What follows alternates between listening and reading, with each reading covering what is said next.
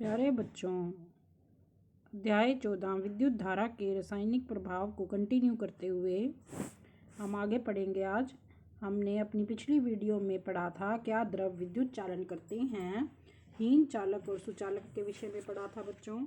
अब हम आगे पढ़ेंगे विद्युत धारा के रासायनिक प्रभाव। बच्चों, खनिज लवणों की थोड़ी मात्रा इसमें प्राकृतिक रूप से विद्यमान होती है बच्चों, इसलिए यह जल विद्युत का सुचालक होता है। इसके विपरीत आसुत जल लवणों से मुक्त होने के कारण हीन चालक होता है बच्चों। पहेली कहती है जल में थोड़ी मात्रा में प्राकृतिक रूप से विद्यमान खनिज लवण मानव स्वास्थ्य के लिए लाभदायक होते हैं, परंतु ये लवण जल को चालक बना देते हैं। इसलिए हमें विद्युत संयंत्रों का प्रयोग करते हुए कभी भी गीले हाथों से अथवा गीले फर्श पर खड़े होकर नहीं करना चाहिए।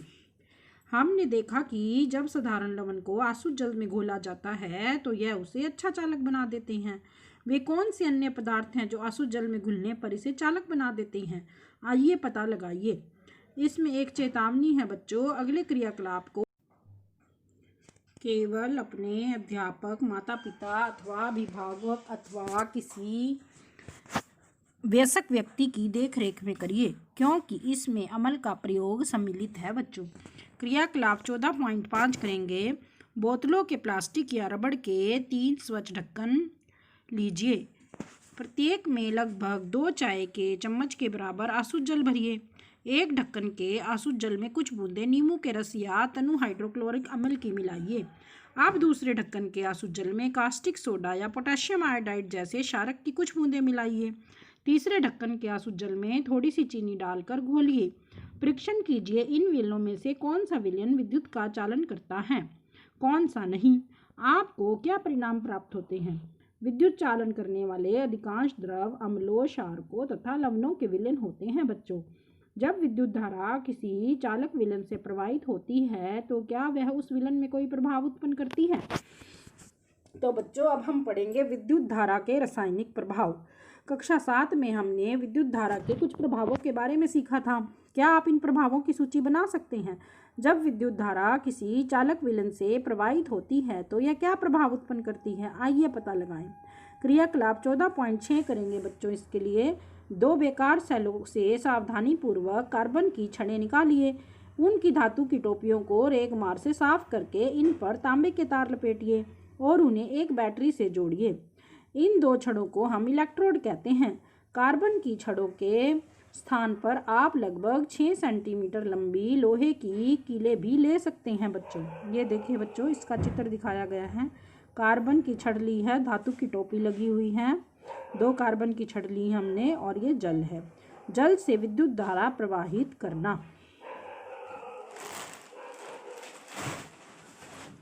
किसी कांच के गिलास या प्लास्टिक के कटोरे में 1 प्याला जल भरिए। जल को और अधिक चालक बनाने के लिए इसमें 1 छोटा चम्मच भरकर साधारण नमक या नींबू के रस की कुछ बूंदें मिलाइए। अब इस विलयन में इलेक्ट्रोडों को डुबोइए। यह सुनिश्चित कीजिए कि कार्बन की छड़ों की धातु की टोपियां जल से बाहर रहें। 3-4 मिनट तक प्रतीक्षा कीजिए। इलेक्ट्रोडों को ध्यानपूर्वक देखिए। क्या आप इलेक्ट्रोडों के समीप किसी गैस के बुलबुले देख पाते हैं? क्या हम विलयन में हो रहे परिवर्तनों को रासायनिक परिवर्तन कह सकते हैं बच्चों? कक्षा 7 में पढ़ी गई रासायनिक परिवर्तन की परिभाषा का स्मरण कीजिए। सन 1880 में एक ब्रिटिश रसायनज्ञ विलियम निकलसन ने यह दर्शाया कि यदि इलेक्ट्रोड जल में डूबे हों तथा उनके द्वारा विलयन से विद्युत धारा प्रवाहित की जाए तो ऑक्सीजन तथा हाइड्रोजन के बुलबुले उत्पन्न होते हैं बच्चों। ऑक्सीजन के बुलबुले बैटरी के धन टर्मिनल से जुड़े इलेक्ट्रोड पर तथा हाइड्रोजन के बुलबुले दूसरे इलेक्ट्रोड पर बनते हैं।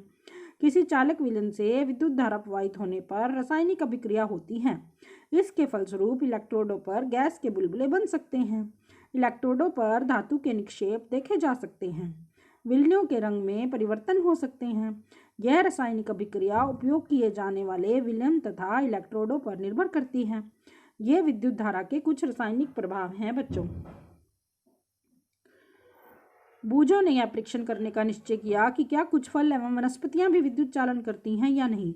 उसने एक आलू को 2 बराबर भागों में काटा तथा संपृक्ष क्षेत्र के तांबे के तारों को इसमें निर्दिष्ट कर दिया। तभी उसकी माँ ने उसे बुला लिया और वह आलू में निर्दिष्ट किए गए संपृक्त क्षेत्र के तारों को बाहर निकालना भूल गया। लगभग आधे घंटे के पश्चात जब वह वापस आया तो उसने देखा कि आलू में एक तार के चारों ओर नीला हरा सा धब्बा बन गया है, जबकि दूसरे चार के चारों ओर ऐसा कोई धब्बा नहीं है। तो बच्चों ये देखिए आलू की चालकता का परीक्षण करना। उसे इस परीक्षण पर बड़ा आश्चर्य हुआ और उसने पहेली के साथ इस क्रियाकलाप को कई बार दोहराया। उन्होंने पाया कि हर बार धन टर्मिनल से संयोजित तार के चारों ओर ही नीला हरा धब्बा बनता है। उन्होंने अनुभव किया कि यह खोज अत्यंत लाभप्रद है, क्योंकि इसका उपयोग किसी बॉक्स में छिपी बैटरी या सेल के धन टर्मिनल की पहचान करने के लिए किया जा सकता है। उन्होंने अपनी इस खोज को बच्चों की एक पत्रिका में छपवाने का निश्चय किया। याद रखिए कि बूजो ने इस परीक्षण से प्रारंभ किया था कि आलू विद्युत चालन करता है या नहीं। उसने पाया कि विद्युत धारा आलू में एक रासायनिक प्रभाव उत्पन्न करती है। इसके लिए यह अत्यंत उत्तेजक खोज थी। वास्तव में विज्ञान में कभी कभी ऐसा भी होता है, आप खोज किसी चीज़ की कर रहे होते हैं और आप कुछ अन्य खोज कर लेते हैं। अनेक महत्वपूर्ण खोजें इसी प्रकार हुई हैं बच्चों। अब हम पढ़ेंगे विद्युत लेपन के बारे में। 14.3 विद्युत लेपन। स्मरण कीजिए कि बिल्कुल नई साइकिल का हैंडल तथा पटियों के रिम कितने चमकदार होते हैं, तथापि यदि दुर्घटनावश इनमें खरोंच पड़ जाए तो चमकदार जो परत है वो उतर जाती है। उसके नीचे की सतह इतनी चमकदार नहीं होती। आपने कुछ महिलाओं को ऐसे आभूषण पहने हुए भी देखा होगा जो देखने में सोने के प्रतीत होते हैं, तथापि लगातार उपयोग से इनके सोने की परत उतर जाती है और नीचे की चांदी या किसी अन्य धातु की सतह दिखाई देने लगती है बच्चों। इन दोनों ही परिस्थितियों में एक धातु के ऊपर दूसरी धातु की परत चढ़ी होती है। क्या आप जानते हैं कि एक धातु की सतह के ऊपर दूसरी धातु की परत किस प्रकार निक्षेपित करती जाती है? आइए इसे स्वयं करके देखें। क्रियाकलाप 14.7 करेंगे बच्चों।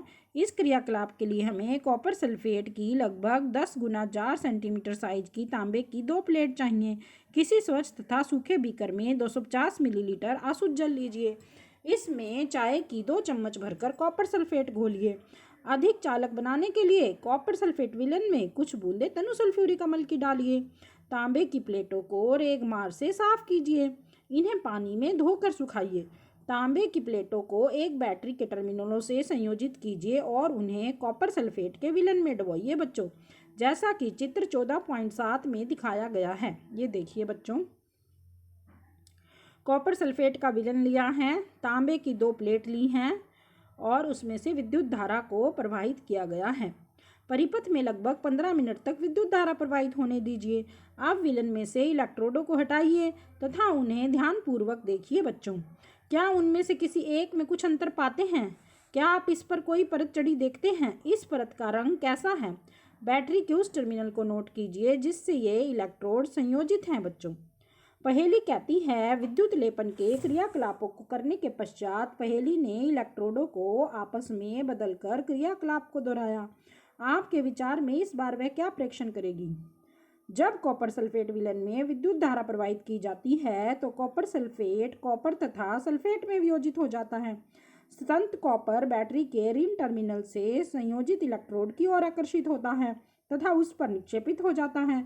लेकिन विलयन से कॉपर के क्षय की पूर्ति कैसे होती है? दूसरे इलेक्ट्रोड से जो तांबे की प्लेट से बना है, समान मात्रा का कॉपर विलयन में घुल जाता है। इस प्रकार विलयन से जो कॉपर कम हुआ वह विलयन में पुनः स्थापित हो जाता है और यह प्रक्रिया चलती रहती है बच्चों। इसका अर्थ हुआ कि इस विद्युत लेपन प्रक्रिया में एक इलेक्ट्रोड से कॉपर दूसरे इलेक्ट्रोड को स्थानांतरित होता है। तो बच्चों, बूजो कहता है, बूजो को तांबे की केवल एक प्लेट ही मिल पाई, इसलिए उसने क्रियाकलाप 14.7 को तांबे की प्लेट के स्थान पर कार्बन की छड़ को बैटरी के रिन टर्मिनल से संयोजित करके किया। उसे कार्बन की छड़ पर तांबे की परत चढ़ाने में सफलता प्राप्त हो गई।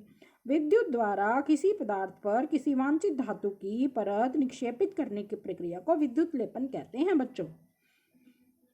यह विद्युत धारा के रासायनिक प्रभाव का एक सर्वाधिक सामान्य उपयोग है। विद्युत लेपन अत्यंत उपयोगी प्रक्रम है। उद्योगों में धातु की वस्तुओं पर किसी दूसरी धातु की पतली परत विलेपित करने के लिए इसका व्यापक रूप से उपयोग किया जाता है। विलेपित किए जाने वाली धातु की परत में कुछ ऐसे वांछित गुण होते हैं जो उस वस्तु की धातु में नहीं होते जिस पर निक्षेपण किया जाता है। उदाहरण के लिए अनेक वस्तुओं जैसे कार के कुछ भागों, स्नान गृह की टोटी, गैस बर्नर, साइकिल का हैंडल, पहियों के रिम आदि पर क्रोमियम का लेपन किया जाता है बच्चों।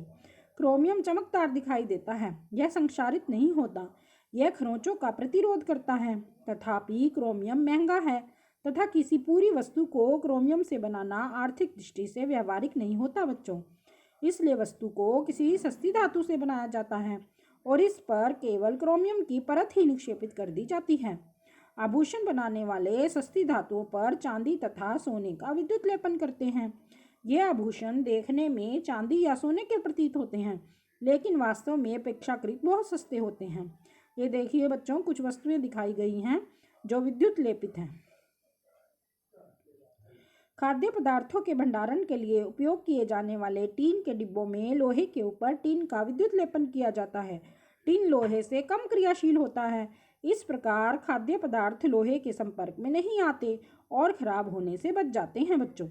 पुलों तथा स्वचालित वाहनों को प्रबल बनाने के लिए लोहे का उपयोग किया जाता है, तथापि लोहे में संक्षारित होने तथा जंग लगने की प्रवृत्ति होती है बच्चों। अतः इसे संक्षारण तथा जंग लगने से बचाने के लिए लोहे पर जिंक की परत निक्षेपित करती जाती है। विद्युत लेपन कारखानों में उपयोग किए जा चुके विलनों का निपटारा किया जाना भी एक मुख्य समस्या है बच्चों। यह एक प्रदूषणकारी अपशिष्ट है तथा पर्यावरण संरक्षण के लिए इस प्रकार के प्रदूषकों के निपटारे के लिए विशिष्ट दिशा निर्देश दिए गए हैं बच्चों। तो बच्चों, इसी के साथ हमने यह पूरा अध्याय अच्छी तरह समझ लिया है।